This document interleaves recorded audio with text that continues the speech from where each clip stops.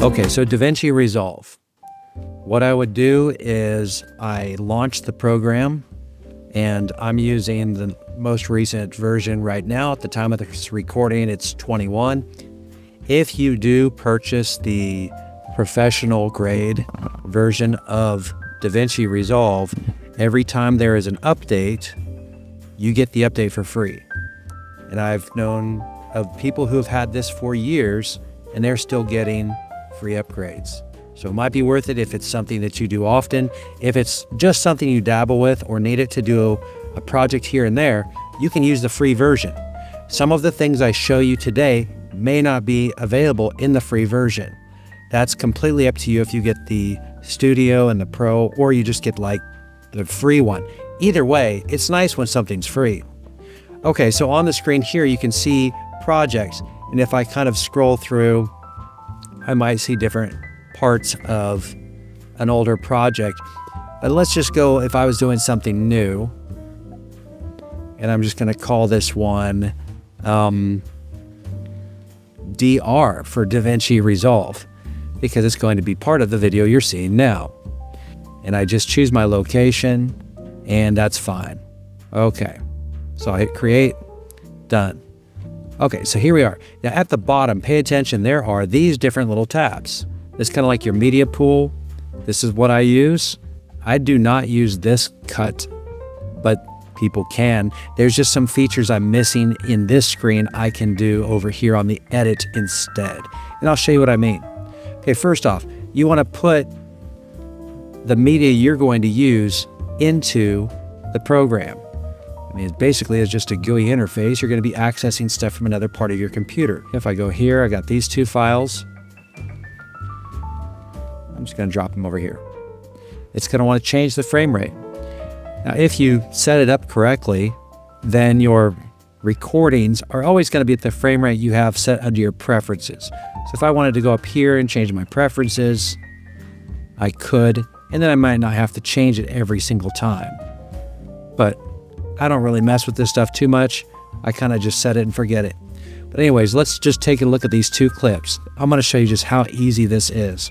If I go to my edit screen here, and I grab these two files, I'm just going to right click, and I'm going to say, create a new multi-cam clip using these selected clips. And I'll just say 1.2, it doesn't matter. Okay, and it can do this. It can move the source clips to original clips bin, or you can just uncheck that.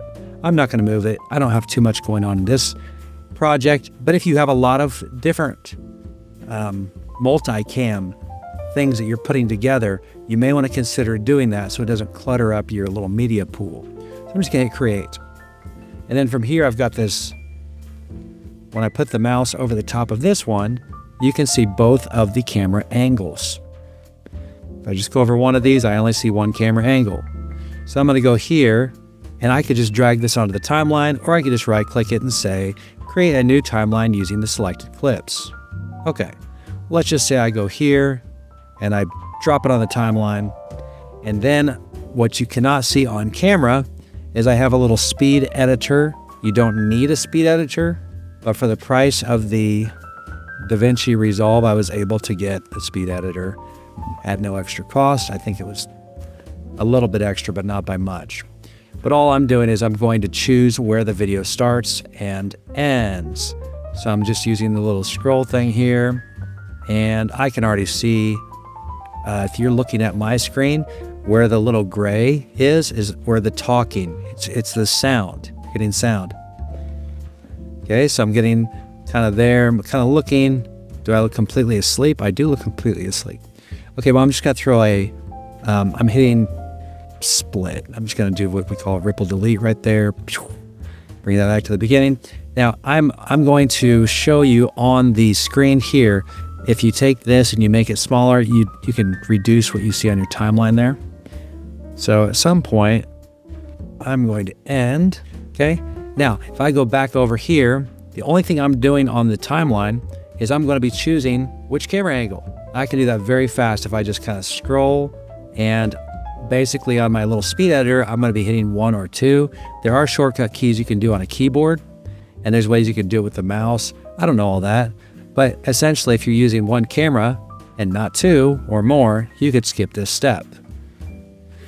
I'm basically just looking at where my eyes are. If I change where I'm looking, then I'm going to change the camera. This one, I don't really change too much. Oh, but at some point I start looking over here.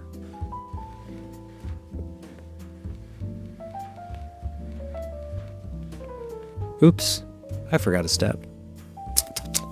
Okay, here's what I want to do. I want to go over here.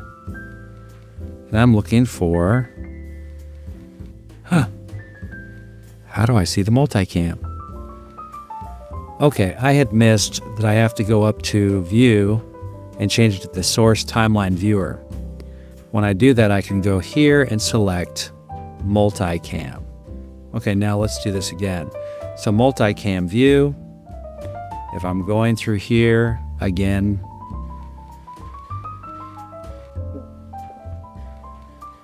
I'm just going to do some quick little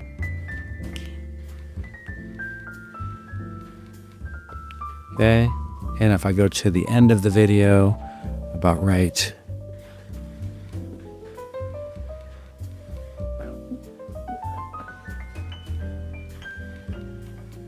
I can hit this. Again, I'm just taking out the stuff where I'm yawning. No one needs to see that. Okay. Now back to what I was trying to explain before. If I go here and I use this little scroll wheel, I could do this also with the mouse and the timeline. If you do it with the mouse and the timeline, you just grab the little indicator and just...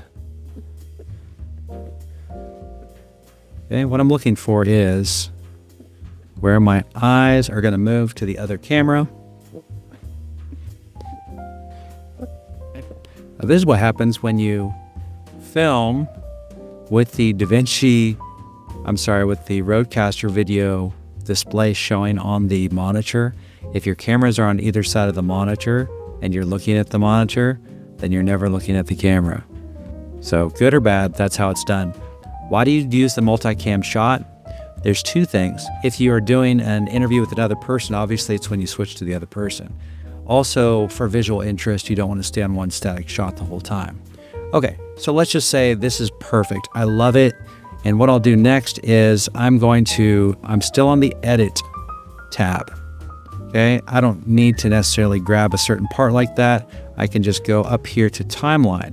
Timeline, I'm going to go to an AI tool. AI tool is create subtitles from audio. Boom. And just hit create. It's going to do its thing. Shorter videos don't take as long. Longer videos, of course, are going to take longer, as it is going to use AI to put all of my words on here, which is kind of cool. Over here, you have a toolbox I already have open. It shows titles. It shows Fusion titles, and I will give you my own settings I use for my videos in just a moment when it finishes. While it's doing this process, I can't do anything else in the app. You don't really want to interrupt it either. So it's got all this stuff up here, and if you really want to go through and check it all, you can. Here is what I would do. First, I would click on one of these. Okay, then I'll go down here to what I normally use is Lollipop. It's an animated title. And I'm just going to drop it onto the layer. You can see it changes the color. Now I want to grab an individual one. So let's grab this one. It's kind of bigger. Okay, and it just says the words that are on there. So I'm going to go to the track, and I don't like it to have a red outline. So I click this. It's going to open up my color box over here. I don't care. I just want it dark. Preference, my own preference. Okay, but what else am I doing here? I'm going to look at this animation speed. My preference is I'm going to bring that way down, way down. It has to do with how fast the words are going to appear.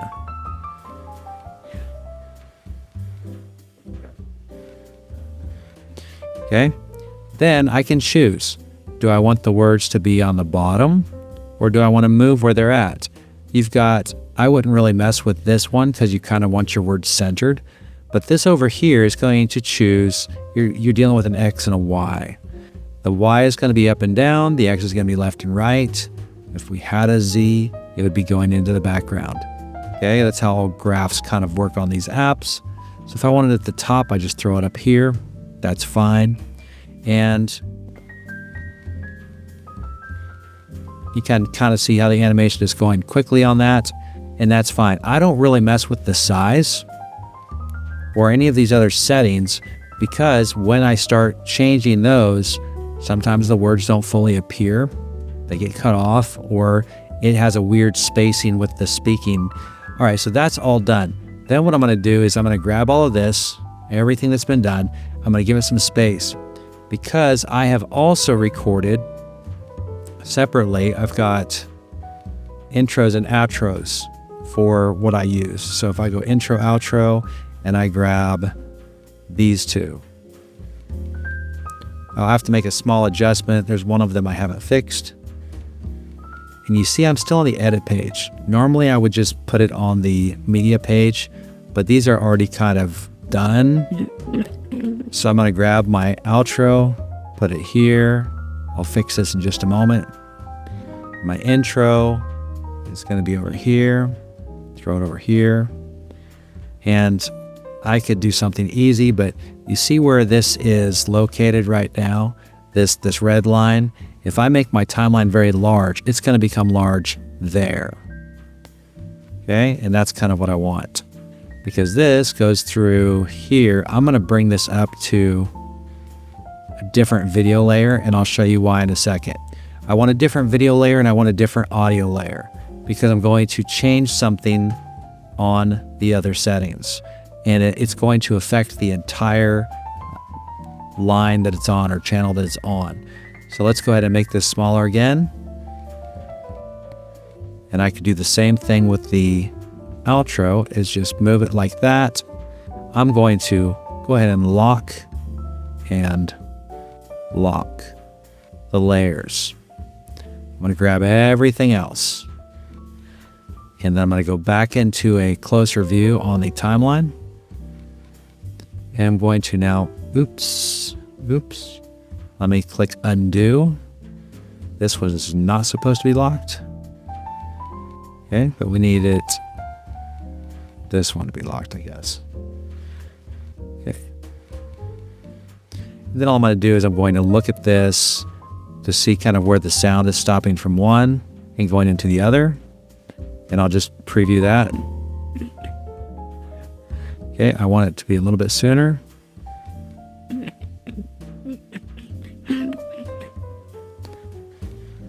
Goofed it up just a little bit there. There we go.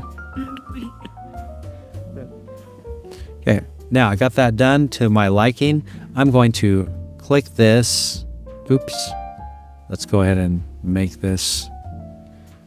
Make sure. Okay, I see what I've done. I've only grabbed one. Why are these all cut? Well, when I change the camera angle, it cuts it. When you change the camera angle, you might be changing your audio source. That's one of the settings. In my case, it's just using the same audio source, but it's still important. Okay, now that I got that, I'm right-clicking, and I'm going to click on Normalize Audio Levels. It's going to do YouTube in this case, but you could do a lot of different settings. Okay, so I'm going to hit Normalize. Okay, so it gives it a little bit of a boost, I guess, where it needs it. And now, from here, they've got, of course, the Edit tab. They've got Fusion, which I'm not actively using Fusion. I don't really use too much of the color. I'm going to use Fairlight, and I'm going to use the Deliver. For color, this is where you're going to go and you're going to color grade things. I don't really mess with this. There's a couple reasons why. One, maybe I'm not caring so much because it's just me on doing small channel stuff. But if I was using maybe a higher level of filming, like right now I'm at 1080p, and because of the bit rates, it doesn't make a lot of sense for me to go in and do a lot of color grading. If I see something that really looks wrong to my eyes, I'll go in and I'll mess with it. But for now, let's just leave all of this alone. If you're more experienced and you want to dive into this, there's plenty of great tutorials out there. But let me jump in and show you what I am using. again, on this one, this is known as, I'm sure they give it, Fairlight. It's the music tab, okay? It's the music tab. It's where you mess with the sound. Now I am going to do some stuff on this one. Notice again, I have an audio 1, audio 2. Because I moved the intro and the outro to audio 2, they will not be affected by the changes that I'm going to make on audio 1. So audio 1, it's shown right here, audio 1, audio 2. And if you've got more, oh well, I don't really know the solution, haven't needed it yet. But if you want to do things like isolate the voice or do something like this, you can. But there are 3 tabs here. There's FX, DY, EQ. Equalizer, dynamics, effects. And you can change the order in which they appear. It's not just the order in which they appear, it's the order in which they are applied. Let me give you an example. Okay, so one of the things I'm going to do on this channel is I'm going to the effects, and I'm going to go to restoration, and I use something called, we'll do voice enhance, Pop Remover Complete. It's part of the suite that you get if you get that software, and it's a plugin. Do you have to do this? No. You might have excellent audio editing skills and you're working with pre-processing and post-processing and you're really good at that. You don't need any of it. But for a general speaking voice, this definitely has helped minimize the time I spend doing this. And I'll give you this example. If I go back to the audio now and just play it. And, you know, things are only special in travel. I make them this way. For example, okay. What I just did is I toggled this on and off so you could hear the difference. And there's an immediate difference in the presence of the voice and ability to portray through the microphone closer to my original sounding voice, which is the desire here. Okay, so I can close the box. It shows the effect is still there. It's kind of in the rack. What I might do then is I might just go to EQ, and I've got some different settings I've made, but I think as a general one, you can always just grab something if you're wanting a curve to kind of be done on your voice, that's fine. It's not a big deal. Dynamics is the same way. Sometimes I've had to use an expander or a compressor if I find that maybe the audio is getting out of control and going too hot, going too high. I'll use a compressor, and if it is too low and I'm not bringing out enough of the right sounds, I might use an expander. That's about all I've done with this. I do know how to do more, but I'm not extremely experienced. I have to do things like look it up online, read up on what I'm changing before I mess with it. But let's pretend like everything is wonderful. Now, the other thing I do on my videos is I'll go back to the edit screen and I'll kind of look at how much time the video goes for.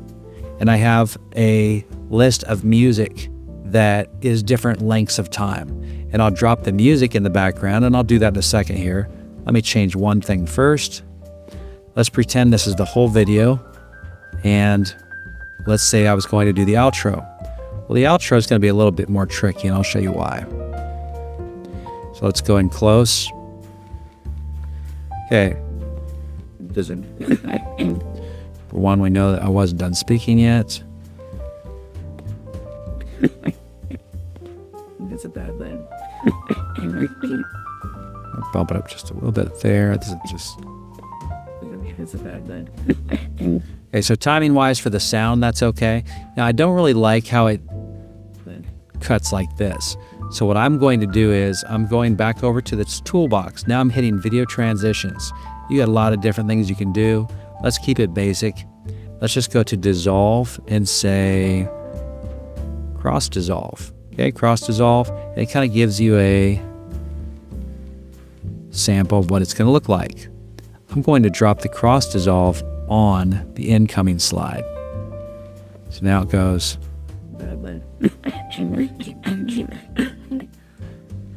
Okay, now what I'm going to do, watch this. I click this one, right click. I'm going to hit link. Now they're no longer linked. I'm going to go independently and click this one, bring it over more. Grab this effect of the transition that we called cross dissolve, and I'm going to make this longer. Okay, let's see what that looks like. It's a bad thing. Okay, this is fine. I'm happy. Let's move this over even more. Doesn't mean it's a bad thing. Okay, now I'm going to reduce it. Why am I doing all this? It's because of where the sound is hitting and what is appearing. I just want to get the timing right. Doesn't mean it's a bad thing. Yeah. And what I could even do is put a cross dissolve on the end of it so it kind of disappears without just ghosting like that. Okay, let's see what that's like.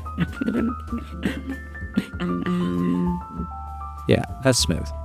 Okay, so there it is. Now, to show you the other part, which is just adding some music in, you could grab any music you like. Let me just make this smaller. Okay, now on my timeline, I can see that's a 7-minute video. 7-minute, almost 8-minute video, but we do have the intro and the outro. Okay, if I take away the outro, you're only talking about a couple of seconds. The same is going to be true with the intro. So I organize my music kind of by the amount of time. Sometimes it's the speed of the music too. So I'll go back over here to here, and I'm going to grab music. If I can find it, there it is. And I've got all of these different ones saved. Okay, so Promote Like a Hero is 7.5 minutes. So I am going to put that over here. Boom. And then I'm going to drop it down here. Now watch what happens. You see how big those lines are? That means it's going to be loud. That means it's going to be loud. Doesn't matter if I put it on 3 or 2, but I don't want to chop off my intro and outro. Okay, so let's make this again smaller so I can line it up better. Yeah, that's probably closer. And let me come over here.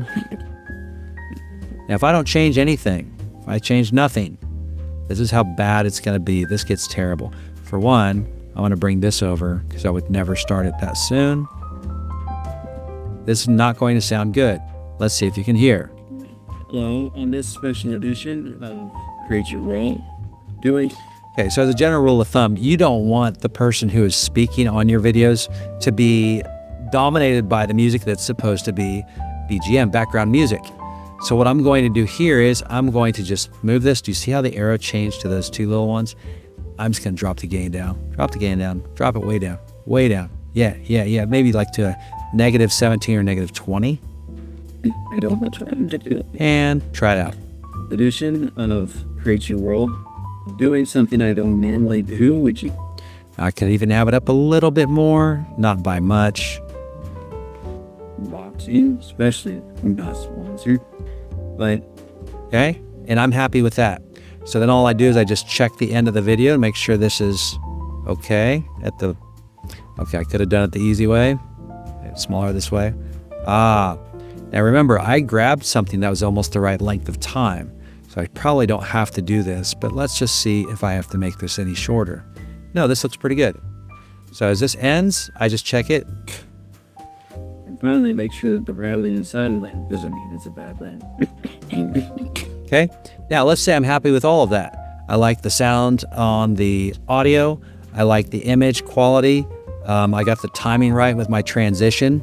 If I was going to add any slides or any other media, of course, you have a timeline here. So on the video 2, or I could choose a different video layer, I could put it on that video layer. Whatever is higher on the video layers is going to show above what is below it. On the screen, you can see that my subtitles are above my main video layer. That's why they sit on top of the image. Keep this in mind. If you add other media or other images, movies, whatever else, if you put another video layer and it goes above your subtitles, where those places are, you're not going to see your subtitles. Okay? But let's go to the final step, which is to get this out of the computer's DavinciResolve and into something I can upload to YouTube. So I want to go to my export. What do they call this? Yeah, deliver. Fine. All right, so what I got is I got a file name. I probably want to call this something. We're going to say DR 1.2 mm, okay?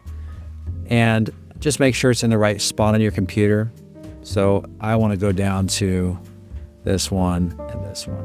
Okay, hit save. Down here, I personally am not messing with these settings anymore. I'm okay with having a QuickTime 264. You can go to 265, especially if it's just going to YouTube or it's going to be on newer devices. Sometimes older devices, they can struggle with that, so I don't. But if I go down here, everything's kind of set to match the cameras and the way I recorded it anyway, so I don't change a lot here. But I want to go down to subtitle setting, and I want to hit export subtitle. And I want to choose burn into video. If you don't do this, you're not going to have subtitles. It's going to be a separate file. Now, after I got everything set the way I want it, I go to add to render queue. There it is. It's over here. You could set up more than one job. And then when you have it ready, you go to render all. It's a very short video. So this is only going to take a couple of minutes. Your render time and the time it takes to put on things like subtitles has to do with the speed, processing power of your hardware, your computer. My computer has gotten older. It's still a great computer, but your computer might be faster than mine. You may see easier results, or your computer might be older and it will get slower results. But generally, there's guidelines online you can look at for what the system requirements are for DavinciResolve and figure out if it works with your system. One thing I do appreciate is I can see kind of a preview going on while it is preparing to finish rendering this job. So if there was a huge problem, I could go to the bottom of my screen here and click stop, and it would immediately stop the render, and I could go and make the changes, and then I'd have to just start the render again. After I have exported things and delivered them, I guess, to the computer, I will open the file and at least check to make sure nothing went wrong or I overlooked something. And that's just a good safety net before you upload something or hit publish. Make sure it's okay.